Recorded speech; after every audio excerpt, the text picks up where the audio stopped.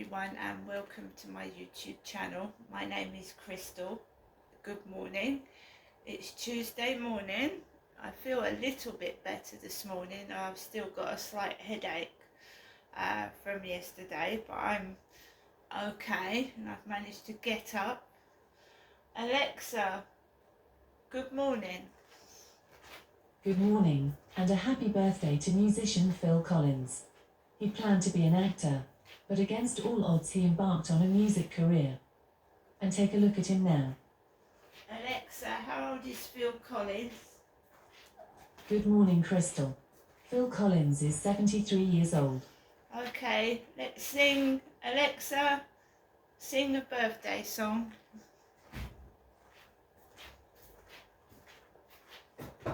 One, two, three. Happy birthday to you. Happy birthday to you.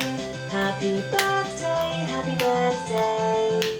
Happy birthday to you. 3 cheers. Hip hip hooray. Hooray. Hip hip hooray. Hooray. Hip hip hooray. Hooray. Right guys, so it is Tuesday and it's Phil Collins' birthday. Happy birthday to Phil, who's struggling with health conditions. Alexa, good morning. Good morning. On this day in 1969, the Beatles performed together for the last time on the roof of London's Apple Records. It seems like only yesterday. Alexa, what's the time please? It's 8:09 a.m. Alexa, what's the date today? It's Tuesday the 30th of January. Alexa, what's the weather like?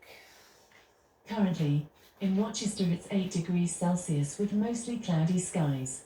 Today, you can expect overcast weather, with a high of 9 degrees and a low of 2 degrees. Right, and Alexa, whose birthday is it today? Alexa, whose birthday is it today? Today's famous birthdays include English recording artist, musician, songwriter, actor Phil Collins, British actor Christian Bale, British film and television actress Olivia Colman, American politician and businessman Dick Cheney, and the King of Spain, King Felipe VI of Spain.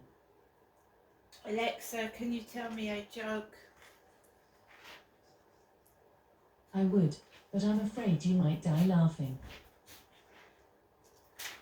My God, what was funny about that? So Tuesday morning, as I do every day, I take it as it comes. It's most people are taking their kids to school or having them collected. My kids are grown up, so I'm at home most of the time. So yesterday I managed to take Max out for a walk. Like I said, it was fairly busy. Managed to get in okay. Didn't feel too good, to be fair. I was two non-consecutive days I've had a migraine and I felt sick. All coming back from my mum's on the Friday after eating that horrible takeaway. A lot of that is happening now. Food is arriving cold or lukewarm, so you have to be careful of food poisoning. And some takeaways, they're just not putting the dates on the food. It's not always the Uber delivery driver's fault, as I had a bad takeaway delivered on Christmas Day, and I'll be honest, I was grateful they did deliver on Christmas Day, but you've got to be careful with the temperature of food and how long it's been left out, because it can give someone food poisoning. I didn't have a go at the person delivering the food, right? Is not responsible always if the food is cold. And there's, I mean, when I had a really bad takeaway, you can get a refund. I didn't get all my refunds. The Christmas takeaway was awful. The takeaway came to £29 and it was all cold, and they only refunded not even a quarter of the money.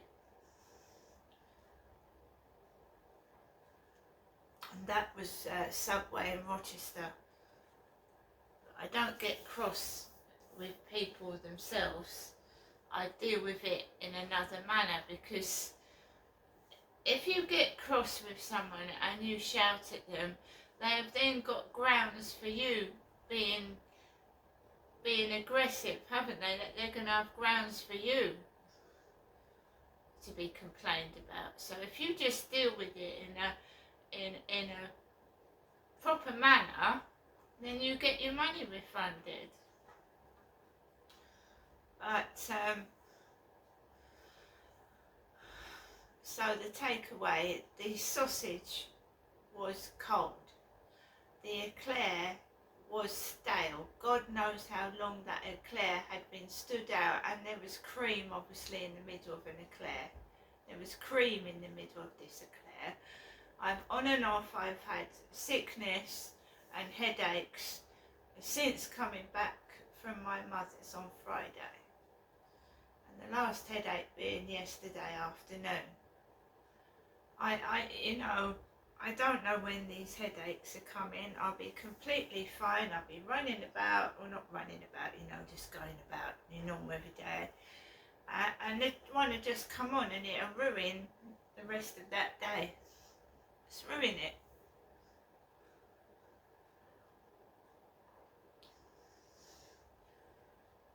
Needless to say, I'm going to leave going round to my mum's and having takeaways for quite a while now. It's not worth getting sick, is it? It's not worth it. I was completely fine, and now I've just got nothing but a bad stomach and a headache, and I don't know when it's going to go. We just have to wait and see. But it makes you miserable, doesn't it, when you can't eat like you'd like to eat, and it spoils things, because I enjoy my food. Now everything tastes like horrible. So Tuesday, like I said, I don't have two kids to take to school. My kids are older, they're in their 20s, and one of them's a late teenager, so they're all grown up. Don't have to worry about the school run or collecting them from school, and they've all got decent jobs. So they've grown up, they're living independently themselves, and they've got their own lives, and they're doing well for themselves. Which is what we all want for our children, to grow up, to get decent jobs, have families, and be happy. And I've been obviously working through my bad childhood and things like that, and remembering things and trying to work out why they happened, what was going on. Maybe if I go back to right when I was a child, from how I was treated, why I behaved the way I did and still do to this day. So when I go back to my school days, they were horrible. Not so much primary school, because my primary school was mixed, so there were boys and girls. It was a Church of England Christian school, and don't get me wrong, there's bullying everywhere, even in Christian. There can be bullying in the church, we know that. There can be abuse in the church, we know that. Nowhere's exempt from bullying. It's rife everywhere. If someone gets jealous of what you've got or who you are, then you'll get bullying. So when I was about 4 or 5, I went to a primary school in Sydenham, South East London, called St Michael's and All Angels. And I remember my first day of school and seeing those old milk bottles, you know, the big glass, massive milk bottles. And they used to, I think I was a milk monitor for a while.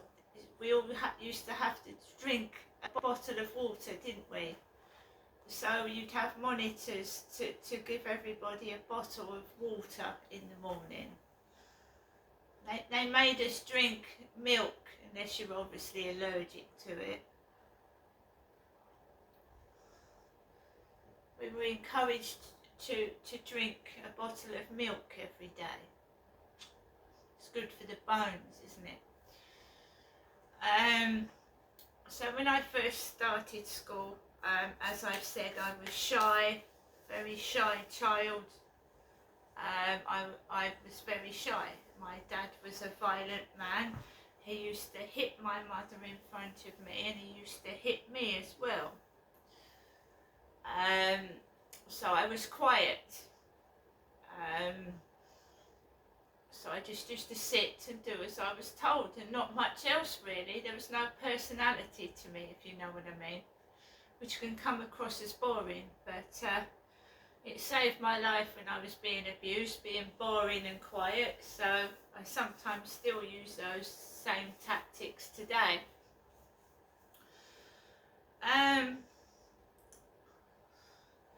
There was a dinner lady, right, and this Mickey taken of my mother's makeup. There was a dinner lady, and she put her makeup on wrong, so she had an orange face, bright red lipstick overdrawn over the lips, painted eyebrows and mascara, and painted on beauty spots, and that was one of my dinner ladies. It was a piss take of my mother Jennifer's makeup.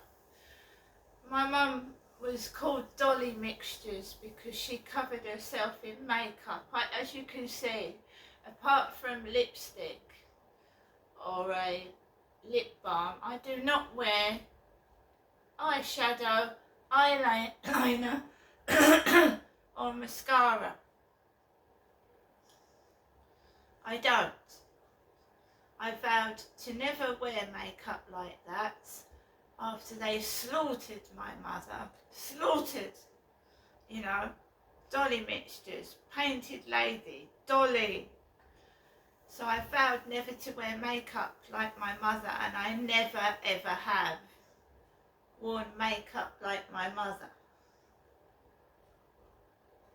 My mum told me the reason she covered her face in makeup was to hide my father's bruises to her face, because he used to punch my mother in the eyes. So she said to me that she covered herself in makeup to hide my father's bruises, which I quite believe.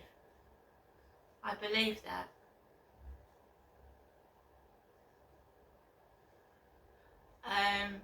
So they used to take the mickey out of my mum when she came to visit me at school, and life at school was bad enough without them taking the piss out of my mother as well. And I had a lot to deal with. I was watching my mum get beaten up by my father at the age of 5 years old, and you just taught to keep your mouth shut. Nobody noticed it at school. Nobody seemed to care less. I was sent for hearing tests because the teachers thought I was deaf and dumb and stupid. I needed a bra when I was 11 years old, but my mum was in and out of mental hospitals, and I was just given a vest to wear at the age of 11 and 12. So I can remember my breasts juggling up in this vest, and everybody laughing at me, jeering me, because my boobs were bigger than everybody else's. And you should be proud of your body at 11 and 12. And I was absolutely ashamed of it, because my mum had failed to buy me a bra. and I was being watched by boys and my boobs jangling up and down. So primary school was okay. I made friends, male and female. I made friends. I even managed to go on holiday to Cornwall, to Bude, because my granddad had opened up a post office account and he let me go on holiday by using that post office account. My mum and dad could not have afforded to send me on a school holiday to Bude. My dad used to trash the money on, tobacco and strong alcohol, and my mother just spent money on clothes and makeup and expensive perfume. So my granddad paid for the trip to Bude, otherwise I wouldn't have gone on holiday with the school. So that's something else that I worked through. My father chose my secondary school. He forced me to go to this school I didn't want to go to. I said, Dad, I want to go to a smaller school. I don't want to go to a really big school, because I knew what was going to happen. And one of my friends was going to this smaller school, and that would have helped me. And he said, no, you're going to Sydenham Girls' School in London. I've seen it, I like it, you're going to go there. And from the first day of starting Sydenham Girls' School in London, I was bullied by a black girl called Sharon. All I was doing was waiting with crossed legs on the floor. I turned round and smiled at this black girl, and she told me to fuck off. What are you smiling at? And from that day on, she bullied me every day of my school life until the final year, and then she laid off. She laid off. Just because I turned round and I was a lovely, cheery, happy person, even though what I was going through, I turned round and she went, fuck off, what are you staring at, black girl? And she got all her black female friends to bully me every single day of my school life that I attended until almost the final year. Just because I turned round and smiled at her. What are you fucking staring at? And that's what you get when you're nice to people, right? They made my whole school life a misery. They stole my property. They threw my blazer out the window. And one of them threatened to punch me to the ground. They were going to thump me to the ground. A black girl said she was going to thump me to the ground. And I'm not saying it was all black girls, because white girls used to join in as well. White girls joined in with the black girls, and I was just I hated just going into those school gates in the morning. I used to rush straight into the toilets and wait for the teacher to go into the class. Because if I sat in that class and all those bullies were in there, it was awful. No one stood up and stopped it, not even a teacher. The teachers would join in. One of the teachers reduced me to tears, and I was crying on the desk like this. Oh, don't bother speaking to her, she doesn't speak. I did speak. I was being abused by my dad, and I couldn't speak. That was the teachers.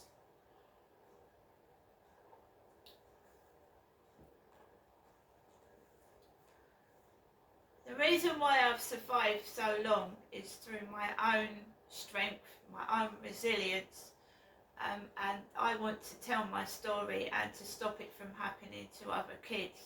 When you're a child, right, and a partner is abusing you and threatening you, you don't speak, you're silent, you're scared he's going to kill you, he's going to kill your mother.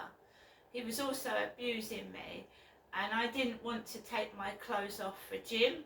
I didn't want to take my clothes off for, obviously, PE. I didn't want to take my clothes off for swimming.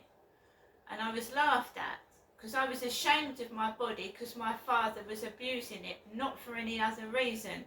And I didn't need all that bullying at school by the school kids and the teachers. But nobody bothered to investigate. Nobody.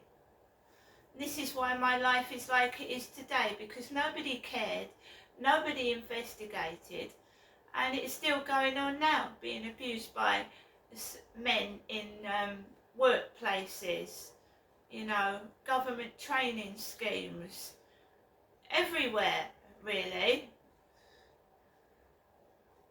And you just want it to stop. At the age I am now, fuck off. I'm not interested.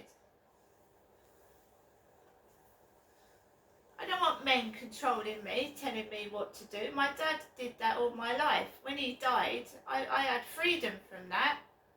Whoever he was corresponding with, talking to, taking me to these holiday camps and abusing me, along with the people that were allowing him to do it and funding him. I mean, where did the money come from? Where he bought 2 caravans, where did the money come from? He paid £17,000 for 1 caravan. Who was helping my father? And he wasn't abusing his wife in the caravan parks, he was abusing me. And I was my dad's daughter. Although they made that, because my mum said, oh, it's me, they're taking the mickey out of me. Your dad used to call me a dog. Your dad used to call me a mug. But then why are you doing it to me for? Why was I swapped places with and abused by my dad? And I just want to know who allowed him to do that. And now he's dead, you ought to stop it. I mean, why ruin the rest of my life because these people are hiding dirty secrets? See you later.